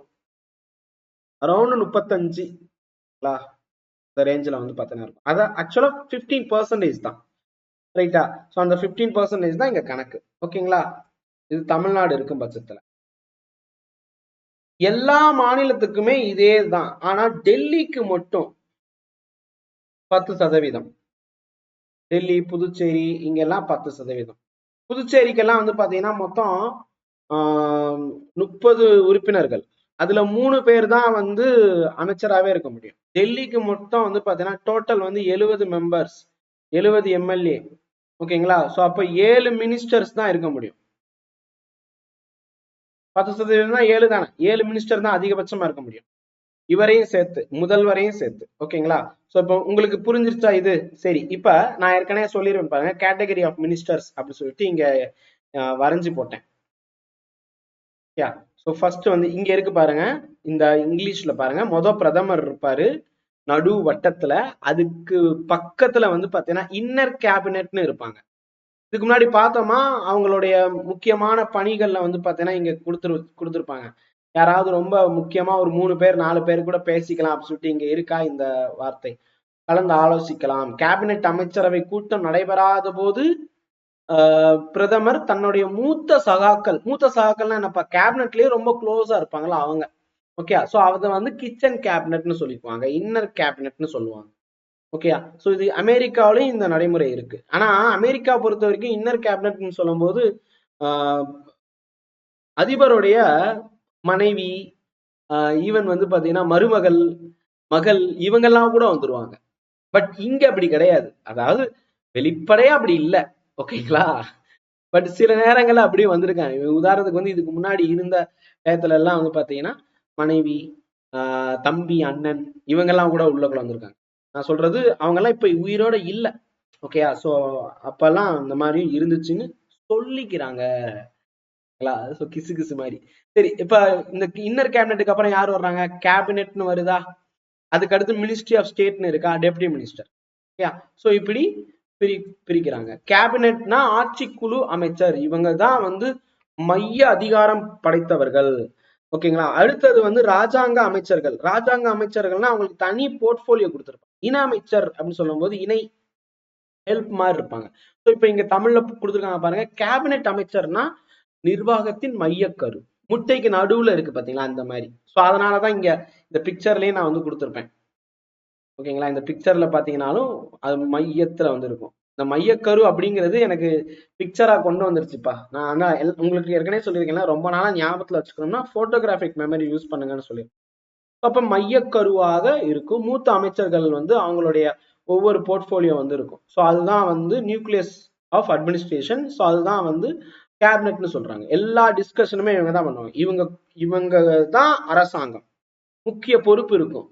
ஓகே, ஸோ டிஃபென்ஸ் இங்க கொடுத்துருக்காங்களா, பாதுகாப்புத்துறை, நிதித்துறை, வெளியுறவு, ஓகே இருக்கலாம், உள்ளாட்சித்துறை. உங்களுக்கு வந்துருச்சா, புரியுதா? இதுல எக்ஸ்டர்னல் அஃபேர்ஸ் வந்து மிஸ்டர் ஜெய்சங்கரும் கேபினெட்ல இருப்பாரு. ஆனா இன்னர் கேபினெட்ல இருப்பாரா அப்படின்னா இல்ல. ஓகே, அதே நேரத்துல கேபினெட்டுக்குள்ள இப்ப ஜல் சக்தி துறை அமைச்சகம் உள்ள வரணுமா வரக்கூடாதா அப்படிங்கிறத பிரதமர் முடிவு பண்ணுவார். ஓகேங்களா? சோ கேபினெட்ல எந்த அமைச்சர் இருக்கலாம் அப்படின்னு சொல்லிட்டு அவர் முடிவு பண்ணுவார். அடுத்தது ராஜாங்க அமைச்சர் அப்படின்னு சொல்லும் போது இவருக்கு 2ஆம் நிலை, ஆனா இவருக்கு தனி பொறுப்பு இருக்கும். ஓகேங்களா? தங்களுக்கு ஒதுக்கப்பட்ட துறைகளில் பொறுப்பு அமைச்சர்களாக இருப்பாங்க. அழைப்பு விடுத்தால் மட்டும்தான் கேபினெட் கூட்டத்துல பங்கு பெற முடியும், இல்லைன்னா அவரால் போக முடியாது. இணை அமைச்சர்கள் அப்படின்னு சொல்லும் போது தனி ராஜாங்க அமைச்சர்கள்னு சொல்லியிருக்காங்கல்ல, ஓகே, இவங்க வந்து இவங்களுடைய ஹெல்ப்பா இருப்பாங்க. மோஸ்ட்லி இணை அமைச்சர்னு சொல்லும் போது இப்ப பினான்ஸ் மினிஸ்ட்ரி அவங்க வந்து பாத்தீங்கன்னா இப்ப தனி அமைச்சர்கள்னு சொல்லும் போது கேபினெட்டையும் சேர்த்துதான் சொல்றேன், அவங்களுக்கு தனி பொறுப்பு இருக்கும். பினான்ஸ் மினிஸ்டர் இருப்பாருல்ல, அவங்களுக்கு கீழே வந்து பாத்தீங்கன்னா ஒருத்தர் திஷ்வந்தனா ஒருத்தர் இருந்தாரு. இப்ப அவருக்கு வந்து தனி பொறுப்பு கொடுத்துட்டாங்க அதுக்கு அடுத்து. ஓகேங்களா? நான் சொல்றது உங்களுக்கு புரியுதா? அவங்களுக்கு கீழே அசிஸ்ட் மாதிரி இருப்பாங்க. ஓகேங்களா? அசிஸ்ட் மாதிரி இருப்பாங்க, நாட் அசிஸ்டன்ட் பட் அசிஸ்ட் மாதிரி இருப்பாங்க. ஏதேனும் விஷயங்கள்லாம் டெப்யூட்டி மினிஸ்டர் தான் எல்லாத்தையும் பார்ப்பாங்க, எல்லாத்தையும் ஹோல்ட் பண்ணி வச்சு எல்லா விஷயத்தையும் விவகாரங்களையும் பார்த்து கொள்வார். Okay, got it. இவ்வளவுதான்ப்பா. இதுதான் வந்து அமைச்சர்கள் பத்தி இருக்கக்கூடியது. பிரதமர் உள்ளிட்ட எல்லா விஷயத்தையும் நான் சொல்லிட்டேன். ஸோ இதுல எந்த கேள்வி கேட்டாலும் அடிக்கிறதுக்கு ரெடியா இருக்கும். ரைட்? உங்களுக்கு புரிஞ்சிருச்சா? பிரதமர் அப்பாயிண்ட் பண்றது இதெல்லாம் உங்களுக்கு மோஸ்ட்லி இல்ல. சரி, எத்தனையாவது பிரதமர் எப்ப இறந்தாங்க இந்த மாதிரி கொஸ்டின் கேட்கலாம். அதெல்லாம் நம்ம தனி ஒரு சின்ன சின்ன ஷார்ட்ஸ் வீடியோல பாத்துருவோம். ஓகேங்களா? ஸோ சில ஃபேக்ட்ஸ் அப்படி சொல்லும் போது ஓகேயா. ஸோ பிரதமர் வந்து 3 பிரதமர்கள் ராஜ்யசபால இருந்து வந்திருக்காங்க. இந்திரா காந்தியே வந்து 1966 ராஜ்யசபாவில் இருந்து தான் பிரதமர் வந்திருக்காங்க. தேவகவுடா 1996 ராஜ்யசபாவில் இருந்து வந்திருக்காரு. டாக்டர் மன்மோகன் சிங் அவர்கள் 2004 ராஜ்யசபாவில் இருந்து தான் வந்திருக்காங்க. ஓகேயா. பட் ஆனா பிரிட்டன் பொறுத்த வரைக்கும் பிரதமர் அப்படிங்கிற ஒருத்தர் லோயர் ஹவுஸ்ல இருந்து தான் வருவார். அதாவது ஹவுஸ் ஆஃப் காமன்ஸ்னு இருக்கும், கீழவையில் இருந்து மட்டுமே வர முடியும் பிரிட்டன்ல. ஆனா நம்ம இந்தியாவில கீழவையில் இருந்தும் வரலாம், மேலவையில் இருந்தும் வரலாம். ஸோ பிரதமரே வந்து யார் வேணாலும் பிரதமர் ஆகலாம்ப்பா. ஆனா 6 மாசத்துக்குள்ள என்ன சொல்ல, ஏதாவது ஒரு எலெக்ஷன்ல நின்று ஜெயிக்கணும். ஓகேங்களா? அது நேரடியா இருக்கலாம், மறைமுகமா இருக்கலாம். நீங்க இந்த நோட்டான்னு ஒரு படம் வந்திருக்கும், விஜய் தேவரகொண்டா அவர் வந்து பாத்தீங்கன்னா ஆக்ட் பண்ண நோட்டான்னு ஒரு படத்துல இந்த நிகழ்வு நடந்திருக்கும். முதல் சிஎம் ஆயிடுவாரு, அதுக்கப்புறம் எலெக்ஷன் வச்சு சிஎம் கன்ஃபார்ம் ஆவாரு. ஓகேங்களா? பிஎம் உடைய சேலரி எவ்வளவு தெரியுமா? பிஎம் உடைய சேலரி இதெல்லாம் டிசைட் பண்றது யார் அப்படின்னு கேட்டா பார்லிமெண்ட் தான் டிசைட் பண்ணுவாங்க. ஓகேங்களா? பாராளுமன்றம் தான். இவருக்கு ஒரு எம்பிக்கான சேலரி எல்லாமே கிடைக்கும். அதை தாண்டி வந்து பாத்தீங்கன்னா சில சலுகைகள், சில அலவன்ஸ் வந்து பாத்தீங்கன்னா இருக்கும். பிரைம் மினிஸ்டருக்குன்னு சில இது இருக்கும்ல, அதெல்லாம் கிடைக்கும். சரி, பிரதமருக்கு பிக்சடு டேர்ம் இருக்கா? இப்ப குடியரசுத் தலைவர்னா 5 வருஷம், துணை குடியரசுத் தலைவர்னா 5 வருஷம்னு பார்த்தோம். பிரதமருக்குன்னு ஏதாவது இருக்கா அப்படின்னா இல்லை. ஆனா ஒரு எம்பி 5 வருஷம். ஓகேங்களா? எம்பி 5 வருஷம். பிரதமர் வந்து பாத்தீங்கன்னா ரிசைன் பண்ணணும்னு நினைச்சிட்டாருன்னா நேரடியாக குடியரசுத் தலைவர் கிட்ட போய் ரிசிக்னேஷன் லெட்டர் கொடுத்தா போதும். ஓகேங்களா? அமைச்சரவையும் கலைக்கணும்னு கொடுத்தாருன்னா கூட அது வரும். ஓகேயா? சரி, இன்னும் சில விஷயத்த நம்ம டீட்டெயிலா அடுத்தடுத்த இதுல பார்க்கலாம். ஏன்னா ஒரே வீடியோல எல்லாத்தையும் பார்க்கணும்னா கஷ்டம். அண்ட் இன்னொன்னு சொல்லிடுறேன், பிரதமருக்கு வந்து பாத்தீங்கன்னா ஒரு சில அதிகாரம் நம்ம புக்ல கொடுக்கல, எழுதிக்கோ. நிதி ஆயோகுடைய தலைவர் அவர் தான். நிதி ஆயோகின் தலைவர் யாருன்னு கேட்டா சேர்மன் பிரைம் மினிஸ்டர் தான். ஓகேங்களா? அதே நேரத்துல நேஷனல் இன்டகிரேஷன் கவுன்சில்னு சொல்லுவாங்க, அதுக்கும் இன்டர்ஸ்டேட் கவுன்சில், அதாவது ஒவ்வொரு மாநிலத்துக்குள்ள, மாநிலம் விட்டு மாநிலம், அதுக்கு ஒரு கவுன்சில் வந்து இருக்கும், இன்டர்ஸ்டேட் கவுன்சில்னு சொல்லுவாங்க. அதுக்கும் தலைவர் பிரதமர் தான். தேசிய நீர் ஆதார குழு அப்படின்னு இருக்கும், நேஷனல் வாட்டர் ரிசோர்ஸ் கவுன்சில். அதுக்கும் வந்து பாத்தீங்கன்னா பிரதமர் தான் தலைவர். ஓகேங்களா. அதே மாதிரி மத்திய அரசின் சீஃப் ஸ்போக்மேன் அவர் தான். இந்தியாவுடைய ஃபாரின் பாலிசி, வெளிநாட்டு கொள்கை எல்லாமே வகுப்பதில் முக்கிய பங்காற்றுபவர் தான். இந்திய வெளிநாட்டு கொள்கை சிற்பி அப்படின்னு யார சொல்லுவாங்கன்னா, முன்னாள் பிரதமர், முதல் பிரதமரான ஜவஹர்லால் நேருவை தான் சொல்லுவாங்க. ஓகேங்களா. சரி, அதே மாதிரி வந்து பாத்தீங்கன்னா உங்களுக்கு இந்த கிரைசிஸ் மேனேஜ்மெண்ட் சொல்லுவாங்கல்ல, பேரிடர் காலம், ஒரு எமர்ஜென்சி வருதுன்னா அதெல்லாம் யார் பார்த்துக்குவாங்கன்னா பிரதமர் தான் பார்த்துக்குவார். பிரதமர் தான் நாட்டின் தலைவர், அதாவது நாட்டு அரசாங்கத்தின் தலைவர். அதே மாதிரி ஆளுங்கட்சியின் தலைவராகவும் பிரதமர் தான் இருப்பாரு, பொலிட்டிக்கல் ஹெட் ஆஃபாவும் இருப்பாரு. ஓகே. சோ இது வந்து பாத்தீங்கன்னா ரொம்ப முக்கியமான ஒரு போஸ்டா இருக்கு அப்படின்னு சொல்லிட்டு அம்பேத்கர் அவர்கள் சொல்லியிருப்பார். பிரைம் மினிஸ்டர் வந்து significant role and high crucial role in political administrative system of India. Okay, இது சொன்னது யாருன்னா டாக்டர் அம்பேத்கர். அமெரிக்காவில் இந்த மாதிரி எல்லாம் இல்ல. ஓகேங்களா. ஸோ அமெரிக்கன் பிரசிடென்ட் வந்து பாத்தீங்கன்னா என்ன சொல்ல, குடியரசுத் தலைவர் மற்றும் அவர் தான் தலைவர். ஓகே, பிரைம் மினிஸ்டர் அப்படிங்கிறது ஒண்ணு இருக்கா அமெரிக்காவிலனா இல்ல. பிரைம் மினிஸ்டர், அமெரிக்க பிரசிடென்ட் எப்படி இருக்கிறாரோ அதே மாதிரிதான் நம்ம இந்தியாவில பிரசிடென்ட், பிரைம் மினிஸ்டர் வந்து இருப்பார். சரி, ஒவ்வொருத்தர் ஒவ்வொரு விதமான கிரிட்டிசைஸ் பண்ணியிருப்பாங்கப்பா இந்தியாவோட கேபினெட்டை பற்றி. ஓகேங்களா. சரி, இப்ப ஆர்டிகிள் 74 இருந்து வர ஆரம்பிச்சிடும் பிரைம் மினிஸ்டர்னா யாரு என்ன ஏது அப்படிங்கிறது. 74, 75 பிரைம் மினிஸ்டருடைய டியூட்டி வந்து ஆர்டிகிள் 78. டியூட்டிஸ் வந்து ஆர்டிகிள் 78. முதல்வராக இருந்து பிரதமர் ஆனவர்கள் அப்படின்னு மொத்தம் 6 பேர் இருக்கிறாங்க. முதல்வராக இருந்து பிரதமர் ஆனவர்கள் சிஎம் டு பிஎம் டோட்டல் 6, 6 பேரு. யார் யாருன்னு தெரியுமா? இப்ப இருக்கக்கூடிய திரு மோடி அவர்களும் குஜராத் சிஎம்மா இருந்துதான் பிஎம்ஆ மாறி இருக்காரு. ஆனா அதுக்கு முன்னாடி வந்து பாத்தீங்கன்னா மொரார்ஜி தேசாய், சரண் சிங், விபி சிங், பி.வி. நரசிம்மராவ், தேவகவுடா இவங்களும் இருந்திருக்காங்க. நான் சொன்னதை எழுதிக்கிட்டீங்களா? மொரார்ஜி தேசாய், நான் மொரார்ஜின்னு மட்டும் எழுதுறேன். அப்புறம் சரண் சிங்,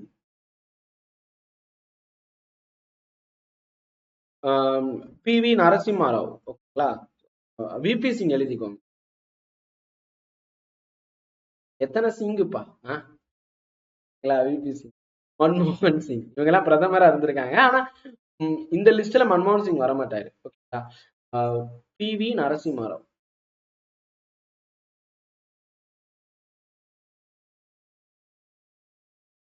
இதுக்கப்புறம் வந்து மிக முக்கியமாக தேவகவுடா.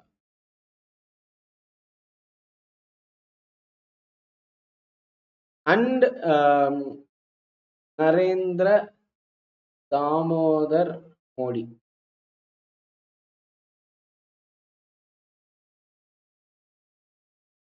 நரேந்திர தாமோதர மோடி. இவங்கெல்லாம் வந்து பாத்தீங்கன்னா 6 பேர். 1, 2, 3, 4, 5 சிஎம் இருந்து பிஎம் ஆனவங்க. ஓகேங்களா. இதெல்லாமே கொஸ்டினா கேட்டிருக்காங்க. மொரார்ஜி தேசாய் தான் வந்து என்ன சொல்ல ஃபர்ஸ்ட் நான் காங்கிரஸ் மினிஸ்டர். பிரைம் மினிஸ்டரா வந்த முதல் காங்கிரஸ் அல்லாத பிரைம் மினிஸ்டர் யார் அப்படின்னு கேட்டா மொரார்ஜி தேசாய். அது பம்பாய் மகாராஷ்டிராவுடைய சீஃப் மினிஸ்டரா இருந்தவர். ஓகேங்களா. சோ அவர் வந்து இங்க வந்திருக்காரு. சரண் சிங் வந்து உத்தரப்பிரதேசல சீஃப் மினிஸ்டரா இருந்தவர். விபி சிங்கும் யூபியோடைய சிஎம் தான். ஓகேங்களா. நரசிம்மராவ் வந்து சவுத்தின் தென்னிந்தியாவிலிருந்து பிஎம் ஆனவர், ஆந்திராவுடைய சிஎம் இருந்திருக்காரு. தேவகவுடா வந்து கர்நாடகாவில இருந்து சிஎம் ஆயிருக்காரு, சிஎம் இருந்து பிஎம் ஆயிருக்காரு தேவகவுடா. ராவ் அப்படின்னு சொல்லும் போது ஆந்திரா, கவுடா அப்படின்னு சொல்லும் போது கர்நாடகா. தமிழ்நாடு, கேரளாவில இருந்து இன்னும் யாரும் சிஎம் ஆகல. நரேந்திர தாமோதர் மோடி வந்து பாத்தீங்கன்னா குஜராத்ல இருந்து சிஎம் ஆனவர். இப்ப வரைக்கும் அவர் வந்து இருக்கிறார். ரைட்டா. சோ இவ்வளவுதான் பிஎம் பத்தி, கவுன்சில் ஆஃப் மினிஸ்டர்ஸ் பத்தி. இன்னும் நிறைய, அதாவது இன்னும் இருக்கு டீடைல். நமக்கு இது போதும், 10th பேஸ் பண்ணி நம்ம படிக்கிறோம், இது போதும். ஓகேங்களா. சோ என்னுடைய சேலரி இது எல்லாமே வந்து பாத்தீங்கன்னா பிரசிடென்ட் அட்மினிஸ்ட்ரேஷன்ஸ் மூலியமாக பார்லிமெண்ட்ல வந்து பாத்தீங்கன்னா நடந்திருக்கும். சோ பார்லிமெண்ட் தான் பிக்ஸ் பண்ணுவாங்க எவ்வளவு அலவன்ஸ் என்ன ஏது அப்படின்னு சொல்லி. பிரைம் மினிஸ்டருக்கு வந்து பாத்தீங்கன்னா மாசம் மாசம் ஒரு 3000 ரூபாய் வரைக்கும் கம்புட்டரி அலவன்ஸ் அப்படின்னு கொடுப்பாங்க. யா ஸோ அதுவும் வந்து எக்ஸ்ட்ரா இதெல்லாமே மாறிட்டு இருக்கும். யா வேற ஏதேனும் டவுட் இருந்துச்சுன்னா கமெண்ட் பண்ணுங்க. கேபினெட் மினிஸ்டருக்கும் கவுன்சில் ஆஃப் மினிஸ்டருக்கும் என்ன வித்தியாசம் அப்படின்னு கேட்பாங்க. நான் அதை மட்டும் சொல்லிடுறேன். அது பார்த்துட்டு நம்ம பார்லிமெண்ட்டை இன்னொரு கிளாஸ்ல பார்க்கலாம். பார்லிமெண்ட் கொஞ்சம் பெரிய கான்செப்ட். ஓகேங்களா? மொத்தம் எத்தனை மினிஸ்டர்ஸ் இருக்கிறாங்கன்னு பார்த்தோமா, அதுல 30 கேபினெட் இருக்காங்கப்பா. இப்ப 2024 படி 30 கேபினெட் இருக்கிறாங்க. இண்டிபெண்டன்ட் சார்ஜஸா வந்து பாத்தீங்கன்னா ஒரு 5 மினிஸ்டர்ஸ் இருக்கிறாங்க. பிளஸ் வந்து பாத்தீங்கன்னா 5 minister of state and 36 minister of state இருக்கு. இப்படி ஒரு லிஸ்ட் வந்து இருக்கு.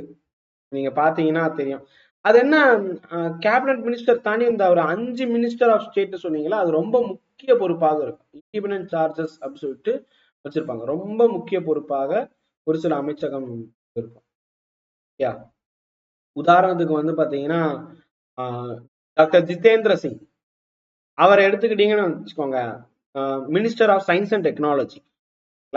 அதே மாதிரி வந்து பாத்தீங்கன்னா ஆயுஷ் அமைச்சகம் ஜாதவ் பிரதாப் அப்படின்ட்டு ஒருத்தர் இருப்பாரு. அப்புறம் minister of skill development and entrepreneurship, இது வந்து ஜெயந்த் ஸ்ரீ ஜெயந்த்னு ஒரு மினிஸ்டர் இருப்பாங்க. அண்ட் அவர் தான் வந்து கல்வி அமைச்சரும் கூட, minister of state in minister of education. HR மினிஸ்டர்னு இருந்ததா மினிஸ்டர் ஆஃப் எஜுகேஷன். ஓகே, அதே மாதிரிதான் இந்திரஜித் சிங்னு ஒருத்தர், அவர் தான் ministry of planning, ministry of culture, ministry of statistics, இதெல்லாம் வந்து பார்த்தீங்கன்னா பொறுப்பு வகிப்பார். ஸோ இப்போ இதெல்லாம் வந்து பார்த்தீங்கன்னா ஒரு 5 மினிஸ்டர் வந்து ரொம்ப பவர்ஃபுல்லான இண்டிபெண்டன்ட் மினிஸ்டர். அதுக்கு அடுத்து வந்து பார்த்தீங்கன்னா பங்கஜ் சௌத்ரி, இவரெல்லாம் மினிஸ்டர் ஆஃப் ஃபினான்ஸ்ல இருக்கக்கூடிய ஒருத்தர். இண்டிபெண்டன்ட் தான், மினிஸ்டர் ஆஃப் ஸ்டேட்ல மினிஸ்டர் ஆஃப் ஃபினான்ஸா இருக்காரு பங்கஜ் சௌத்ரி. ஓகேங்களா? நீங்க கேபினெட்ல பாக்குறது ஃபினான்ஸ் மினிஸ்ட்ரி. ஃபினான்ஸ் மினிஸ்ட்ரிக்குள்ள இண்டிபெண்டன்ட் இதுக்குள்ள வந்து பார்த்தீங்கன்னா மினிஸ்டர் ஆஃப் ஸ்டேட்டாக பங்கஜ் சௌத்ரின்னு இருப்பாரு. அவருக்கு கீழே வந்து டெப்டி மினிஸ்டர் இருப்பாரு. ஓகேயா? ஸோ இந்த மாதிரி இப்ப தமிழ்நாட்டில இருந்து இவர் போயிருப்பாருன்னு நினைக்கிறேன், L Murugan. Doctor L Murugan வந்து பாத்தீங்கன்னா பாராளுமன்ற விவகாரத்துறை அமைச்சராகவும், ministry of information and broadcasting, தகவல் தொடர்பு மற்றும் ஒலிபரப்புத்துறை அமைச்சராகவும் இருக்கிறார். ஸோ இதுவும் வந்து மினிஸ்ட்ரி ஆஃப் ஸ்டேட் தான். ஓகேங்களா? அதுக்கு முன்னாடி வந்து பாத்தீங்கன்னா பொன் ராதாகிருஷ்ணன் அவர்கள் துணை அமைச்சரா இருந்தார், டெப்டி மினிஸ்டரா இருந்தார். ஸோ இப்படி ஒவ்வொன்றும் இருக்குப்பா. ஓகேங்களா? ஸோ இதை மட்டும் எழுதிக்கோங்க, மொத்தம் முக்கியமானதுல இது இருக்கு.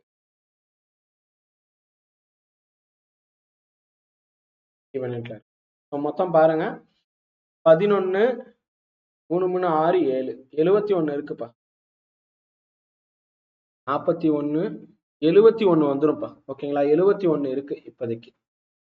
அதான் 71 நான் 72 கொடுத்துருப்பாங்க. நம்ம 15% பார்க்கும்போது 81 பக்கத்துல வருது. ஓகேங்களா?